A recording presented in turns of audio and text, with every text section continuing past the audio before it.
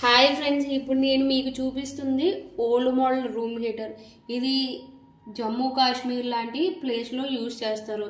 ఇది ఒక బెడ్రూమ్కి హీట్ సరిపోతుంది. ఇది మన సైడ్ చిన్నపిల్లలకు మరియు ముసలి వాళ్ళకి చాలా ఉపయోగపడుతుంది.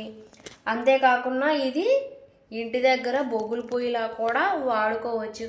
అది ఎలా అంటే ఇప్పుడు ఈ క్లిప్స్ అనేవి క్లోజ్ చేసి